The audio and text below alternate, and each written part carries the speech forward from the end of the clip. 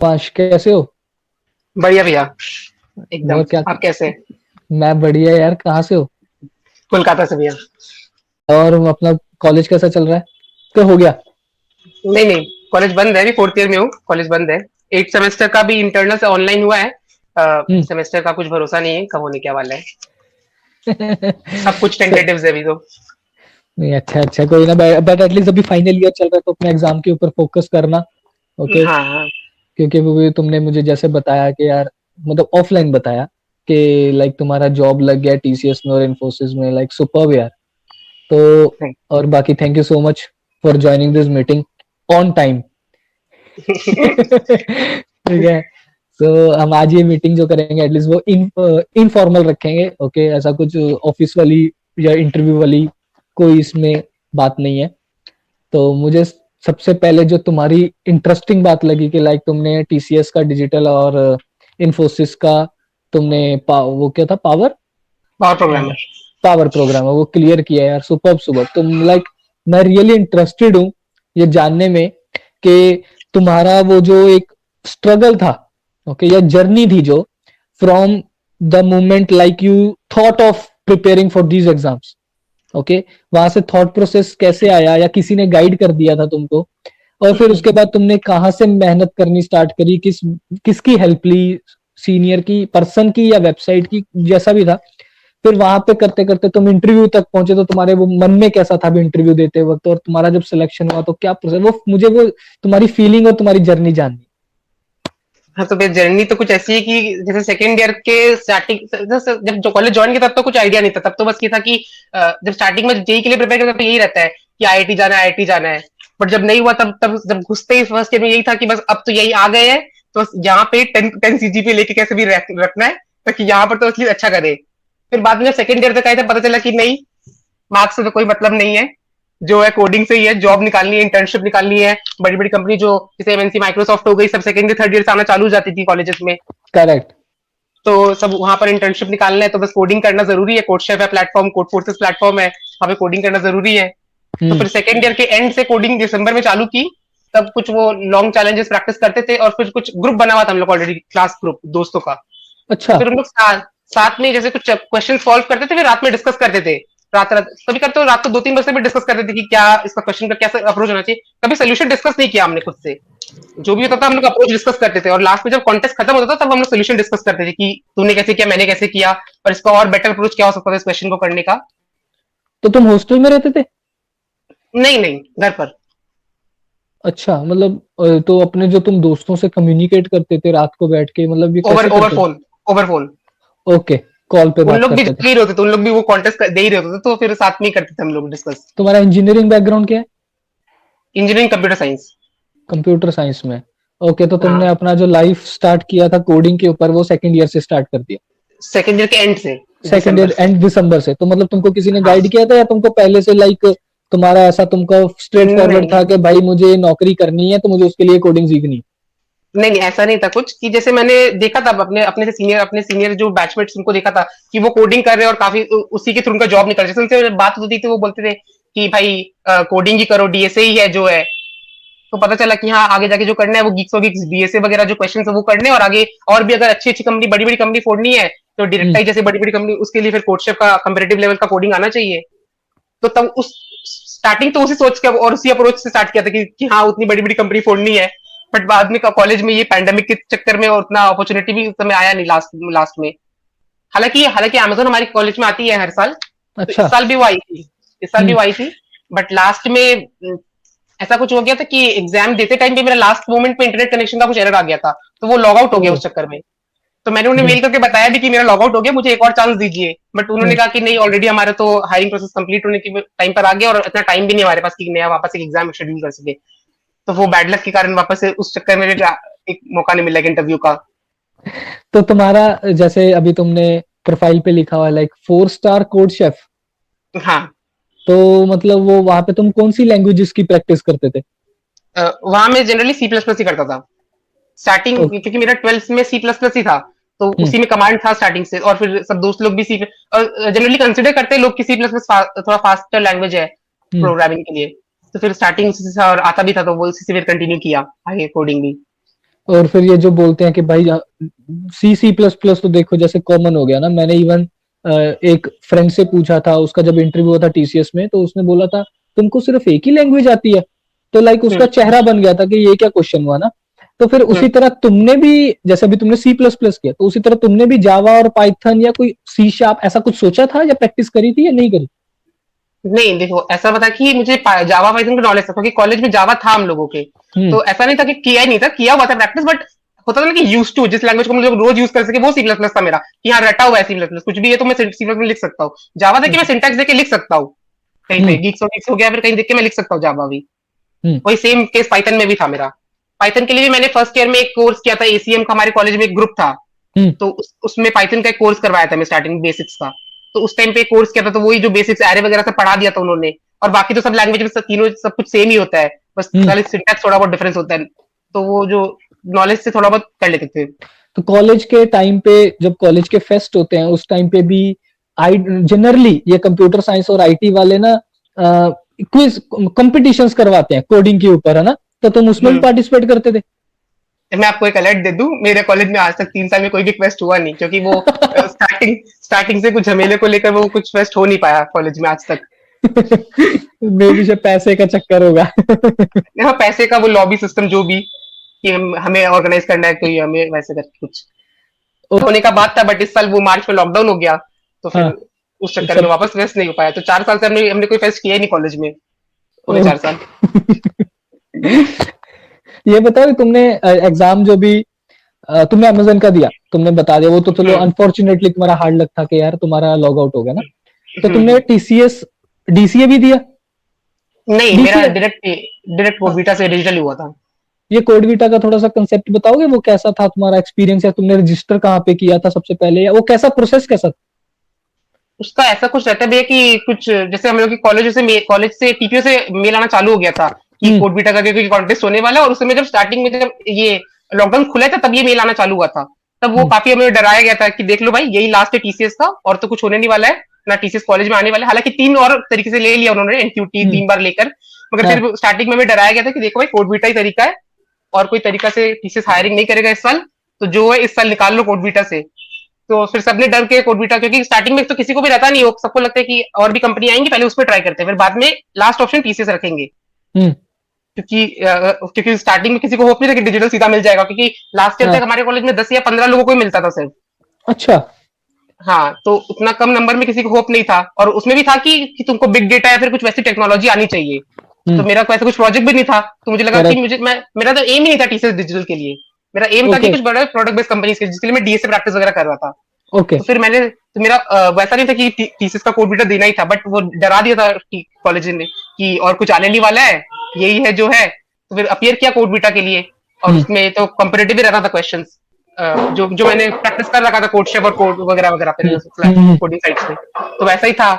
तो उसमें मैंने 6 क्वेश्चंस रहते हैं वहां पर, जिसके लिए मैं 6 घंटे दिए जाते हैं उस क्वेश्चन सॉल्व करने के लिए। तो ओके। उसमें उसमें वही रहता है जो तरीका, जो जैसा जैसा कोड शेफ में रहता है हमारा, कि क्वेश्चन रहेगा उसका टेस्ट केसेस रहेगा। हमें वो कोड लिखकर वो टेस्ट केसेस पास कराने होंगे, पब्लिक और प्राइवेट दोनों। अच्छा, ये सेम कंसेप्ट हो गया जैसे भी डीसीए में आ रहा है, सेम। सेम सेम कॉन्सेप्ट होता तो सिक्स सिक्स क्वेश्चंस आए थे, ये कब की बात है, कौन से ईयर होगा? है। लास्ट ईयर हुआ था, लास्ट ईयर हम लोग का सितंबर या अगस्त में हुआ था ये एग्जाम। तो 2020 की बात है जस्ट? हाँ, 2020 की बात है। ओके, तो सिक्स क्वेश्चंस आए थे जिसमें तुम्हारे वो 6 क्वेश्चंस आए थे। तो सारे सारे के सारे क्वेश्चन तुमने सी प्लस प्लस में दिए? नहीं, सारा का सारा क्वेश्चन सॉल्व नहीं हुआ था। मेरे हाँ। 4 क्वेश्चन सॉल्व हुए थे। 4 क्वेश्चन सॉल्व हुए थे, और चारों के चारों हाँ सी प्लस प्लस में किए थे सॉल्व। ओके, टाइम कितना मिला था ये करने के लिए? मिला तो 6 घंटे था, बट 2.5-3 घंटे में हो गया था 4 क्वेश्चन। 6 घंटे? और बीच हाँ में अगर 6। किसी को वॉशरूम जाना हो तो? नहीं, वो जा सकते, कैमरा ऑन नहीं रहता है। तो ऑफिस, सॉरी, 2020 की बात करूं तब वर्क फ्रॉम होम चल रहा था, मतलब घर से हो रहा था सब कुछ। हाँ तो हाँ तुम घर से ही एग्जाम दे रहे थे कोडविटा का? हाँ हाँ हाँ। तो घर से। चीटिंग करके भी दे सकते हैं लोग फिर। हाँ, चीटिंग और टेलीग्राम का ग्रुप वगैरह तो बन ही जाता है। हाँ, चीटिंग जो अगर भी वो, हाँ, मगर प्लेगरिज्म का था वहां पर, कि वो कोड चेक करेंगे प्लेगरिज्म, मतलब अगर 2 कोड का उन लोगों का कुछ होगा चेक कर, जो भी चेक करने हम्म। का तरीका। हम्म। तो उसमें प्लेगरिज्म बहुत लोगों का खाया है। तो तुम्हारा 4 क्वेश्चन कितने, 4 क्वेश्चन दिए ना तुमने? 4 क्वेश्चन, हाँ। और वो सक्सेसफुली एग्जीक्यूटेड हुए? सक्सेसफुल एग्जीक्यूट हो गए थे। तो तुम्हें आइडिया है कि तुम्हारे जो फ्रेंड्स और कितने लोगों का मिनिमम क्वेश्चन करने पे हो गया, याद है कुछ आइडिया? दो दो क्वेश्चन। मतलब 2 क्वेश्चन हो जाए ना तो मतलब तुम्हारी किस्मत है कि तुम्हारा सिलेक्शन हो जाएगा। इंटरव्यू में, हाँ इंटरव्यू होगा एक तो, मतलब फिर सी बात। फिर उसके बाद इंटरव्यू, हाँ वो भी ऑनलाइन, वो भी ऑनलाइन, हाँ। वो सेम टेक्निकल और एचआर। एक ही में हुआ था हम लोगों का तो टेक्निकल, मतलब एचआर। एक ही इंटरव्यू में तीन लोग ज्वाइन किए थे इंटरव्यू में, और उसी में करेक्ट। वो एक जन चुप होता था, एक जन पे चालू हो जाता था पीछे से। हम्म। तो वैसे ही बात है एचआर भी। तो मतलब उसमें भी टेक्निकल क्वेश्चन ही पूछे गए थे ना? हाँ आप टेक्निकल बोल सकते हैं, हालांकि बहुत कुछ टेक्निकल क्वेश्चन हुआ नहीं था उसमें मेरा। बस ऐसे ही, बस दीन दुनिया और घर पे सब कैसे, घर पे कौन कौन है। उस टाइप का ही थोड़ा, और थोड़ा सा एकदम बेसिक सा। जब उन्होंने मेरे से क्वेश्चन पूछा था जो कि मुझे बहुत वियर्ड लगा स्टार्टिंग में। पहले हाँ पूछा कि कोच शेफ, मैंने उन्होंने जब मेरा सीवी खोल के रखा होगा अपने सामने उस समय, तो हाँ। मेरे से पूछा कि कोच शेफ क्या चीज है जो तुमने लिखा है अपने सीवी में। हाँ बिल्कुल, ऑफ कोर्स यार, किसी कोई भी हाँ तो पूछेगा, मैंने, वो भी 4 स्टार लोग 5 स्टार डालते हैं, बताओ मुझे भी। करेक्ट है, मतलब ऑफ कोर्स हाँ दिमाग में आएगा किसी के भी। हाँ तो क्लियरली मैंने उन्हें बताया कि मैं देखो एक ये कोडिंग प्लेटफॉर्म है जहाँ पे सब लोग मिलकर कोडिंग का प्रैक्टिस करते हैं, और कॉन्टेस्ट वगैरह होता है, ऑर्गेनाइज किया जाता है उनकी तरफ से। तो मैंने जैसे उन्हें ये बताया, तो उनका पहला क्वेश्चन था कि भाई एक मैक्सिमम इन्हें एरे निकाल के दिखा दे। तो फिर मैंने उन्हें वो निकाल के दिखाया। अब फिर सेकंड क्वेश्चन था उन्हें उन्हें कि एक मैट्रिक्स दिया हुआ है तुम्हें, तुम्हें क्या करना है, दोनों डायगोनल का सम निकालना है। तो फिर उसमें तो हम लोग ये करते हैं ना कि ये राइट डायगोनल का सम होता है I plus J equal to N, और इधर वाला होता है कि आई आई, दोनों आई आई सेम होता है, one one cross one one one. तो उन्होंने कहा कि तुमको ये कैसे पता, ये चीज तुमको अरे कैसे पता कि यही होता है। ये तो तो मैंने कहा मैट्रिक्स, सर, मैट्रिक्स का कंसेप्ट है, इसमें क्या है? हाँ तो मैंने कहा सर तो प्रैक्टिस, ये तो लॉजिक है, ये तो पता है, करते करते आ गया ये तो नहीं, हाँ तुम एक तो मुझे ड्राई रन करके दिखाओ, तुम्हें ये कैसे लॉजिक सूझा कि I plus J equal to N ही हो रहा है यहाँ पर। हाँ। तो फिर वो मुझे थोड़ा वियर्ड लगा कि ये तो कुछ दिखाने जैसा कुछ था नहीं इसमें तो। नेक्स्ट मेरे साथ ऐसा कुछ हुआ इंसिडेंट कि मेरा प्रोजेक्ट कुछ एंगुलर पे, रिएक्ट पे, इस टाइप का कुछ प्रोजेक्ट था मेरा। फाइनल ईयर का? नहीं फाइनल का नहीं, जो मैं सेकंड ईयर में प्रैक्टिस किया था। एक ओके। इंटर्नशिप मैंने की थी सेकंड ईयर में, तो उसमें कुछ था। हम्म। हाँ तो फिर उसमें कुछ एंगुलर रिएक्ट का प्रोजेक्ट था मेरा, तो फिर उन्होंने सिर्फ एचटीएमएल देखा वहां पर कि भाई एचटीएमएल, तो उन्होंने मुझसे एक टैग के बारे में पूछा कि लेबल टैग या ऐसा कुछ टैग के बारे में पूछा। तो उस समय इतना नर्वस था कि मुझे एकदम हिट नहीं किया कि लेबल टैग क्या यूज करते हैं। तो मैंने कहा कि मुझे नहीं याद आ रहा अभी सर, मगर यूज किया हुआ है लेबल टैग तो एचटीएमएल में। तो उन्होंने कहा कि इतना ही क्वेश्चन है बस प्रोजेक्ट से तुम्हारा। मैंने सोचा कि कहाँ रिएक्ट, कहाँ एंगुलर, कहाँ एचटीएमएल का लेबल टैग पूछ के छोड़ दिया मेरे को तो। कि फाइनल ईयर का प्रोजेक्ट तुम्हारा किस लैंग्वेज पे था? C plus plus? नहीं अभी तो फाइनल चल रहा है ना भैया, तो फाइनल का प्रोजेक्ट बना नहीं है। तो कौन सा सेमेस्टर चल रहा है भाई? Eight eight. तो 7th में स्टार्ट हो जाता है ये काम तो। हाँ 7 में चालू हो जाता, बट लॉकडाउन के चक्कर में वो चालू हुआ नहीं था, क्योंकि जो सब्जेक्ट चल रहा था वही डिले चल रहा था ऑलरेडी एग्जाम्स, तो उसको लेके अभी तक चालू हुआ नहीं है। ओके, तो मतलब अभी तुमने फाइनल ईयर का प्रोजेक्ट अभी सोचा भी नहीं? नहीं सोचा हुआ है, डिस्कस किया हुआ है दोस्तों के साथ में, वो ओके। बस बनाना बनाना चालू करेंगे उसको। Okay, awesome. और नेक्स्ट इंपोर्टेंट क्वेश्चन, तुमने TCS digital via CodeVita crack कर दिया, सुपर। हम्म। इन्फोसिस का क्या सीन है? इन्फोसिस का कुछ ऐसा सीन था कि हाँ, एक हुआ था पहले, बहुत स्टार्टिंग में मार्च या अप्रैल में, एक इन्फिनिटी बोल के उनका एक एग्जाम होता है। तो फिर करेक्ट। तो फिर हमें तो फिर हमें वही आइडिया मिला था वापस टीपीओ से ही हमारे, कि एक इन्फिनिटी बोल के एग्जाम हो रहा है, सब अपियर करो, यही लास्ट मौका है एग्जाम वापस से डरा अच्छा। डरा के। हाँ। तो फिर हमने वापस से दिया, मगर उसमें ये पता था कि हमें 3.5 वाला ही मिलने वाला है यहाँ से, तो क्योंकि इन्फिनिटी अच्छा। क्यू से वो सिर्फ 3.36 वाला ही देते हैं वो लोग जॉब वहां पर हम्म। Infinity Q. तो फिर उसके लिए कुछ वहां पर होता है कि उसका पैटर्न होता है कि कुछ एमसीक्यूज होते हैं वहां पे सिर्फ, आपको जावा के एमसीक्यूज रहेंगे, एप्टीट्यूड के एमसीक्यूज रहेंगे, एसक्यूएल के एमसीक्यूज रहेंगे। ये सिर्फ 3 चीज के एमसीक्यू रहते हैं वहां पर, जितना मुझे याद है ढंग से, डेटाबेस के भी थे शायद। हम्म। तो ये सब 3-4 चीज के एमसीक्यूज रहते हैं वहां पर। तो वो अगर सबका क्लियर हो जाता है तो फिर वो एक इंटरव्यू शेड्यूल करते हैं। ओके। तो मेरा अनफॉर्चुनेटली उसमें क्लियर नहीं हुआ था एमसीक्यू के राउंड में, इनपीटीक्यू मेरा हुआ नहीं था। फिर? तो फिर तो फिर मेरे एक फ्रेंड का हुआ था, तो उसने तो इंटरव्यू दिया था, मगर हाँ। फिर उसने शायद तक ज्वाइन नहीं किया लास्ट में, क्योंकि उससे भी वो 3.5 वाले जॉब में इंटरेस्ट नहीं था। हाँ। फिर हमें पता चला कि हैक विथ इन्फी बोल के इन लोग का प्रोग्रामिंग कॉन्टेस्ट होने वाला है, जो कि कोडिंग कॉन्टेस्ट है इन्फोसिस की तो तरफ से। तो ये साल में कितनी बार होता है, कुछ आइडिया है? साल में एक ही बार होता है ये भी। ओके। तो अभी 2020-21 का हो चुका है या होना है? होना है शायद। ओके होना है। ठीक, मतलब तूने 2020 में ही दे दिया था, करेक्ट? हाँ हाँ हाँ, तो ये मार्च में ये इन्फिनिटी क्यों हुआ था, फिर एक दो महीने बाद शायद वो अप्रैल मई जून में कुछ हुआ था हम लोग का हैक विद इन्फी एग्जाम पहला राउंड। तो जो पहला राउंड ओके। हुआ था उसमें भी वो भी हैकर रैंक के हैकर अर्थ पे हुआ था। हम्म उसमें 3 क्वेश्चन आते हैं, उसमें से मेरा कुछ 2 हो गया था। हम्म दो, हाँ, दो दो हुआ था, 2 क्वेश्चन सॉल्व हो गया था। तीसरा का हम्म कुछ पार्शियली पास हो रहा था टेस्ट केस, मगर पूरा फुल फुल पास नहीं हुआ था टेस्ट केस सारा का सारा। हम्म हम्म हम्म, हम्म। तो फिर मेरे पास कुछ दिन बाद एक मेल आता है कि तुम्हारा भाई पहला राउंड क्लियर हो गया, अब सेकंड राउंड का एक कोडिंग राउंड होने वाला है। अच्छा। तो फिर और एक कोडिंग राउंड मैंने दिया, उसमें भी मेरा 2 क्वेश्चन सॉल्व हो गया था। तो मगर हैक विद इन्फी क्या है, इन लोगों का एक फुल फ्लेजेड एक बहुत बड़ा कॉन्टेस्ट होता है इन्फोसिस का, जैसे कि कोडबिल्डर टीसीएस का, तो हैक विद इन्फी इन्फोसिस का बहुत बड़ा कॉन्टेस्ट है। तो उसमें क्या हम्म 3 राउंड होते हैं, उसमें जो विनर होता है उन लोगों को कुछ कैश प्राइज वगैरह भी मिलता है। तो उन हम्म लोगों की तरफ से मेरे को ये मिला था कि सेकंड राउंड के बाद कि तुम्हारा देखो, थर्ड राउंड में तो तुम्हारा नहीं जाना हो पाएगा, मगर सेकंड राउंड के बाद तुम्हारा एक अकॉर्डिंग टू योर परफॉर्मेंस तुम्हारे लिए एक इंटरव्यू हम लोग ने शेड्यूल कर दिया है, जो कि तुम्हारा स्पेशलिस्ट प्रोग्रामर के लिए ही रहेगा। Okay super. बट उनकी तरफ से ये क्लैरिटी थी कि अगर तुम्हारा 8.8 वाला नहीं हो पाएगा तो हमारे पास दूसरा वाला भी है 5.5 वाला, फिर उसके हम्म लिए तुमको उसके अकॉर्डिंग तुमको हम लोग जज करेंगे, और अगर वो भी नहीं हो पाएगा तो फिर एससी के लिए जज करेंगे। हम्म मैं तुमको एक पहले उस वाइज जज करेंगे तुमको, पहले 8 के लिए, फिर 5.5, फिर 3.6 के लिए। मतलब तुमको कंपनी में लेंगे ही, जैसे हम तैसे हम करके ले लें बस तुमको। हाँ हाँ हाँ, और अगर 3.6 में नहीं हो पाए तो फिर ड्रॉप है। अच्छा, मुझे लगा फिर as a staff boy hire करेंगे, बट तुमको तो करना ही करना है। तुम हमको पसंद आ गए हो बस। हाँ, तो फिर वैसा कुछ था कि टीपीओ की तरफ से मेल आया कि तुम्हारा तो भाई इंटरव्यू शेड्यूल होने वाला है, हाँ। तो प्रिपरेशन चालू करो।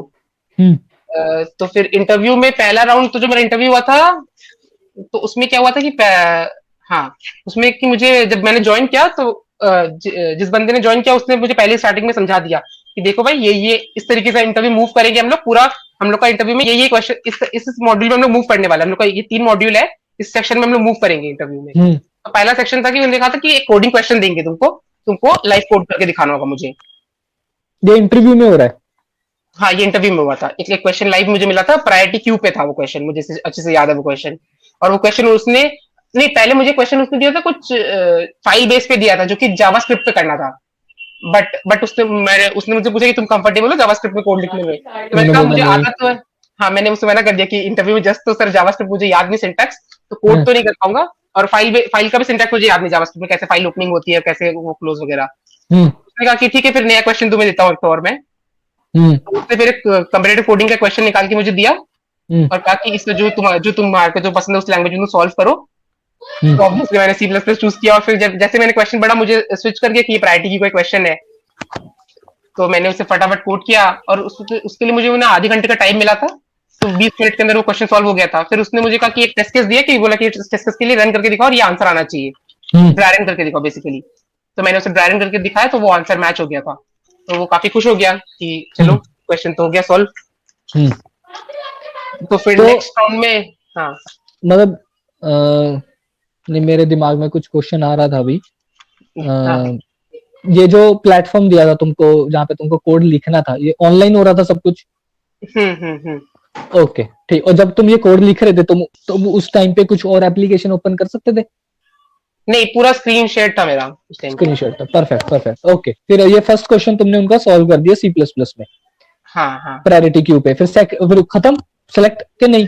नहीं नहीं नहीं, फिर मेरा फिर उसने क्वेश्चन चालू किया मेरा, प्रोजेक्ट रिलेटेड क्वेश्चन रिएक्ट से, कि भाई रिएक्ट का डॉम स्ट्रक्चर कैसे काम करता है, हम्म जावास्क्रिप्ट इंजन रिएक्ट कैसे ऑप्टिमाइज करता है, उस रिलेटेड क्वेश्चन थोड़ा बहुत हुआ उस रिलेटेड। बेसिकली इन्फोसिस का इंटरव्यू में मुझे ये अच्छा लगा कि कुछ भी ऐसा बस क्वेश्चन एंड आंसर फॉर्म में नहीं हो रहा था, जो हो रहा था डिस्कशन फॉर्म में रहता। अगर मैं आंसर नहीं भी कर पा रहा था, अगर कुछ आंसर पेंडिंग भी थे, जैसे कि पूरा आंसर मुझे नहीं पता, कुछ पार्ट में पता आंसर, तो वो सामने से भी मुझे कंप्लीट कर रहे थे आंसर्स को, कि भाई कि तुम पूरा नहीं जानते, थोड़ा सा ये भी एक्स्ट्रा ऐड होगा इस आंसर के तुम्हारे साथ में। ओके, मतलब तो ये सामने काफी वाला पर्सन भी मतलब क्वालिफाइड था बोल सकते हैं, मतलब उसको अच्छी नॉलेज थी, इसलिए वो हेल्प कर रहा काफी था काफी तुम्हारे। काफी अच्छी नॉलेज थी।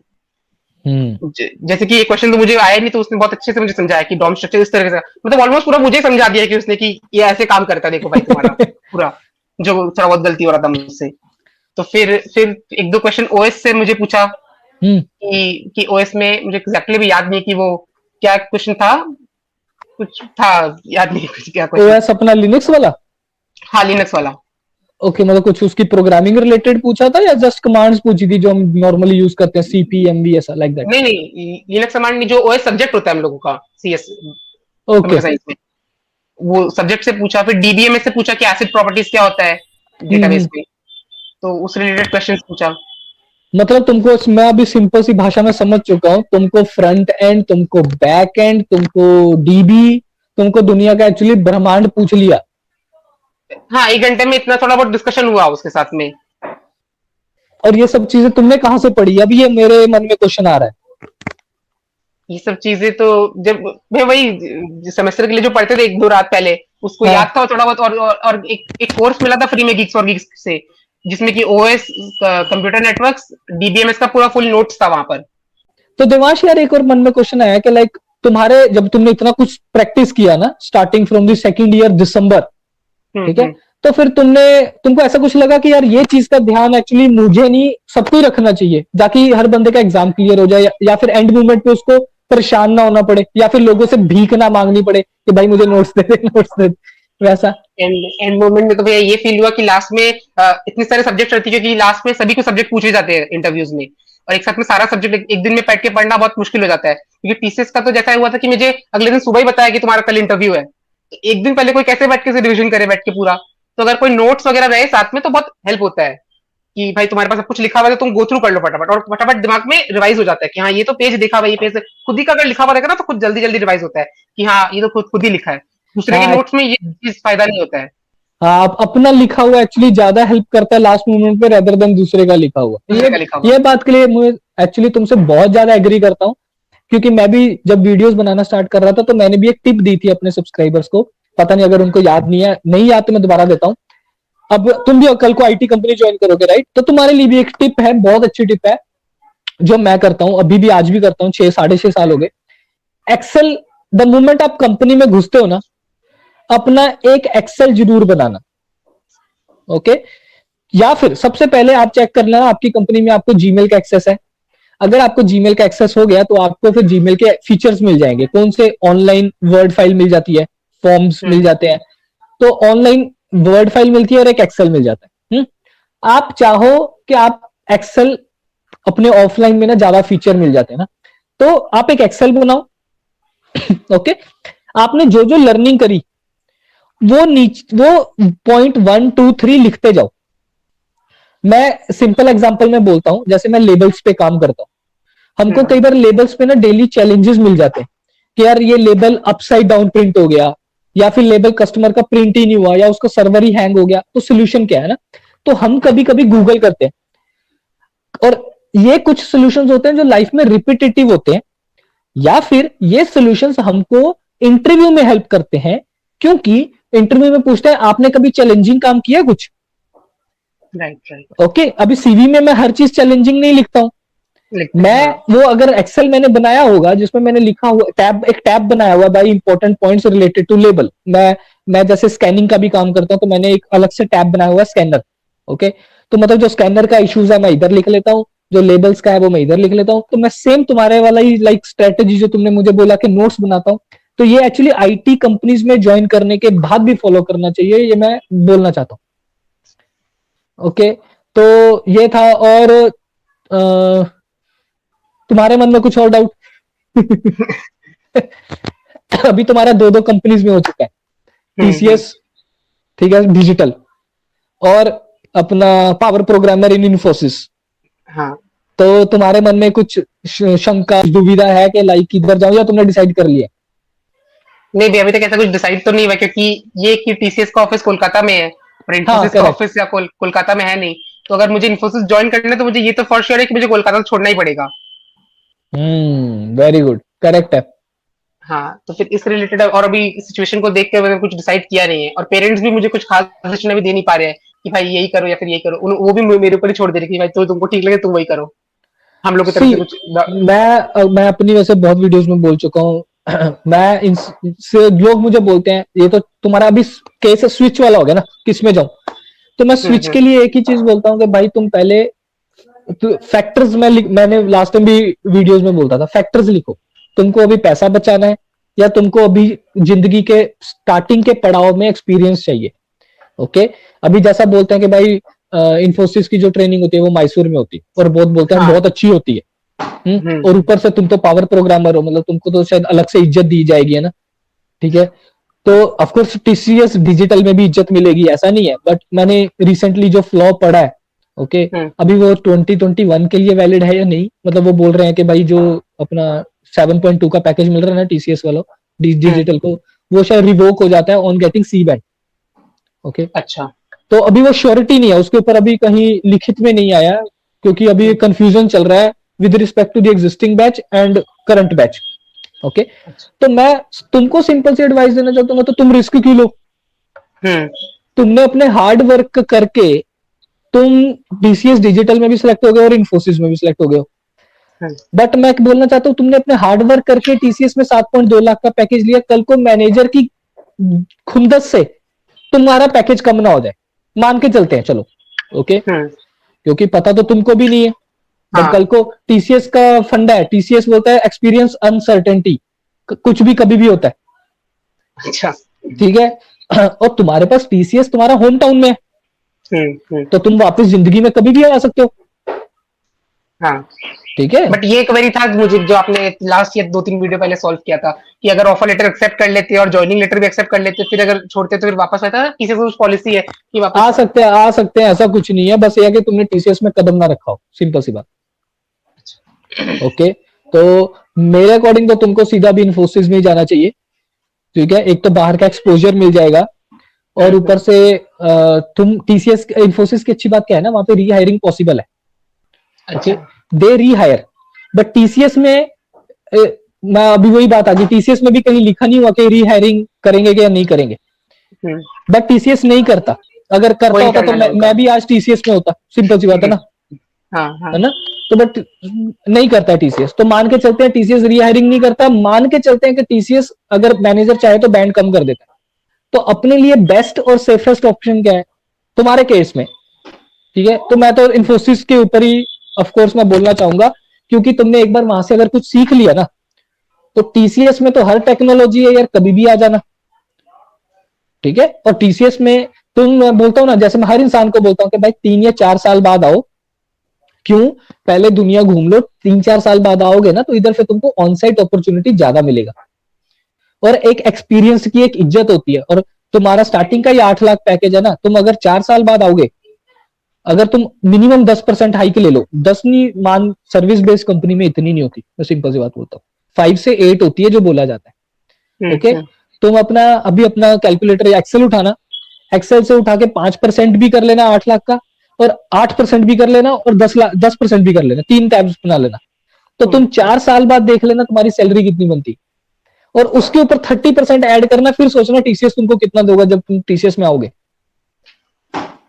ओके, तो हम्म। आई प्रे कि तुम टीसीएस, मेरा तो देखो, मेरा कौन सा, मुझे ना तो टीसीएस पैसा दे रहा ना इन्फोसिस दे रहा ना मुझे कौन सा दे रहा है, हम तो बस अपना डिस्कशन कर रहे हैं ना, हाँ। जो मैंने दुनिया देखी है, तो मैं उसी बेसिस पे बोल रहा हूँ कि तुमको इन्फोसिस जाना चाहिए। बाकी तुम सोच लेना, अभी ऑफर लेटर एक्सेप्ट कर लेना, कौन सा कोई घाई है ना, ऑफर लेटर हाँ। एक्सेप्ट कर लेना, जो तुमको ठीक लगे बाद में कर लेना। हम्म। क्यों, अगर तुम्हारा एमबीए करने का प्लान है, ठीक है, तो जाना टीसीएस में, हम्म। क्योंकि लीव विदाउट पे मिल जाता है, अच्छी बात है, एक बेस्ट ऑप्शन रहता है ये। तुम एक बार इन्फोसिस में अगर किसी को जानते हो ना, तो उससे भी पूछ लेना कि उधर लीव विदाउट पे करके हायर एजुकेशन करने का मौका मिलता है क्या।